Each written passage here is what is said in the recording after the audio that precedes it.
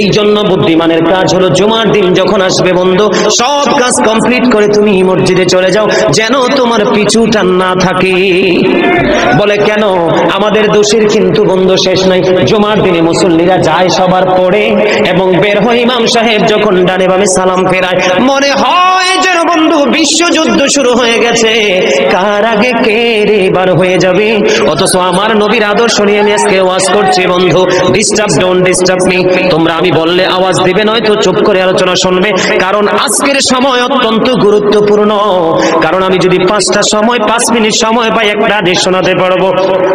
হয়তো বা এই একটা হাদিসে আপনাদের কারো না কারো হৃদয়ে ছুঁয়ে যেতে পারে, আর এটাই আপনার জীবনের জন্য, হেদায়েতের জন্য যথেষ্ট হতে পারে। বন্ধু, মুসল্লিরা যায় রে সবার পরে, বের হয়ে আসে সবার আগে, এটা মুসলমানের কখনো চরিত্র হতে পারে না।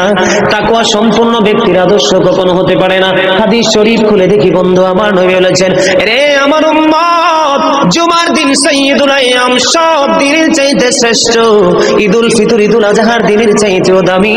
এই জুমার দিনের ফজিলত বরকত নিয়ে আলোচনা করলে বন্ধু রাত একটাই কভার করা যাবে না, এত বরকত এই জুমার দিনের।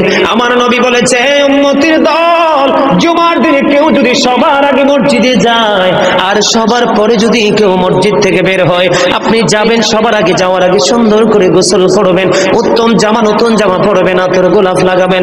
আপনি রাস্তা দিয়ে হেঁটে গেলে মানুষ যেন বলতে পারে যে মসজিদের মুসল্লি হেঁটে যায়। আর চারপাশ বন্ধু সুঘ্রাণে মুখরিত হয়ে যাবে। এমন ভাবে সবার আগে বন্ধু মসজিদে যাবেন, যাইয়া মসজিদে ঢুকার সময় ডান পাওটা দিয়ে মসজিদে ঢুকবেন, ঢুকে গিয়ে নামাজের সুরতে বসে যাবেন। বসে যখন আপনি আল্লাহর ইবাদত করতে করতে করতে করতে সব মুসল্লি বন্ধু বের হয়ে যাচ্ছে, আপনারা তাড়াহুড়া করার দরকার নেই। কারণ মনে রাখতে হবে, আসছি সবাই যেমনি একা একা, আবার যাব একা একা, হিসাবও দিতে হবে একা একা। পৃথিবীর সব মানুষ পর হয়ে গেলেও আমার কোনো সমস্যা নেই, আমার আল্লাহ এবং নবী আমার আপন হলে আই এম ভেরি সাকসেস।